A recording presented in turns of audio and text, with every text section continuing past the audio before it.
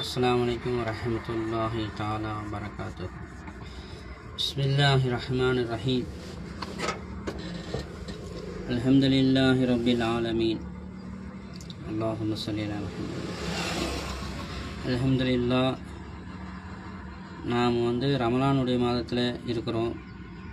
இந்த வருட ரமலானுடைய மாதத்தை அல்லாஹ் நமக்கு அடையும்படி வாய்ப்பளித்தான். அல்ஹம்துலில்லாஹ். மேலும் இந்த ரமலானுடைய மாதத்தை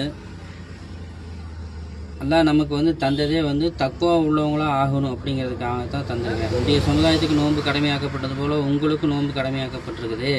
நீங்கள் தக்குவா உள்ளவங்களாக ஆகணும் அப்படிங்கிறதுக்காக. இப்போ தக்குவா உள்ளவங்களுக்காக ஆகணும் அப்படின்னு சொன்னால்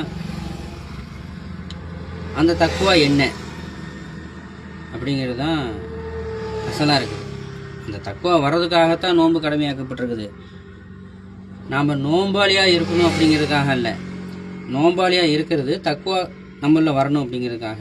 உதாரணமாக தக்குவாவில் சூப்பியாக்கள் சரியத்துடைய தக்குவா, தரீக்கத்துடைய தக்குவா, ஹக்கீக்கத்துடைய தக்குவா, மாரிஃபத்துடைய தக்குவான்னு சொல்லுவாங்க. அது அவர்களிடத்தில் நம்ம தொடர்பு வச்சு தான் நம்ம அது என்னன்னு நம்ம தெரிஞ்சுக்கணும். சரியத்துடைய தக்குவாவில் அல்லாஹ் சொன்னதை செய்யணும். சரியத்துடைய தக்குவாவில் அல்லாஹ் என்ன சொன்னானோ அதை செய்யணும். பெருமானார் ஸல்லல்லாஹு அலைஹி வஸல்லம் அவர்களை பின்பற்றணும்.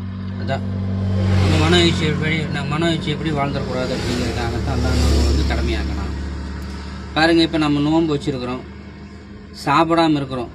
இது நம்மளுடைய இஷ்டமா, மற்றவர்களுடைய தூண்டுதலின் காரணமாக நம்ம அப்படி இருக்கிறோமானா இல்லை. அல்லாஹ் சொன்னதுனால தான் நாம் அப்படி இருக்கிறோம். இப்போ அல்லாஹ் சொல்லி தான் நம்ம சாப்பிடாமல் இருக்கிறோம். அப்போ அதுதான் தக்குவா. மற்ற காலங்கள்லேயே நம்மளுடைய ஒவ்வொரு காரியங்களையும் அல்லாஹ் என்ன சொன்னான்னு பார்த்து செய்யணும் அப்படிங்கிறதுக்காகத்தான், ஒரு பயிற்சிக்காக இந்த நோன்பு நம்ம கடமையாக்கணும். சாப்பிடாமல் இருக்கிறது எப்படி அல்லாஹ் சொல்லி சாப்பிடாமல் இருக்கிறோம். தண்ணீர் குடிக்காமல் இருப்பது எப்படி அல்லாஹ் சொல்லி தண்ணீர் குடிக்காமல் இருக்கிறோம்.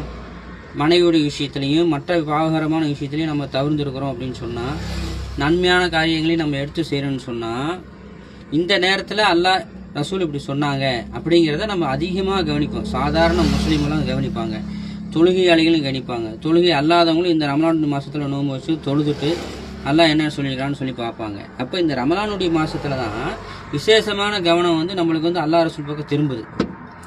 இந்த விசேஷமான இந்த கவனம் மற்ற மாதங்கள்லையும் வரணுங்கிறதுக்காகத்தான், ஒரு பயிற்சிக்காக ஒரு மாதத்தை அல்லாஹ் நம்மளுக்கு தந்திருக்காங்க.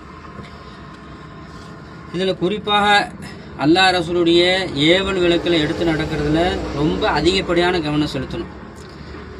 அதனால தான் பெருமானார் ஸல்லல்லாஹு அலைஹி வஸல்லம் அவங்க இது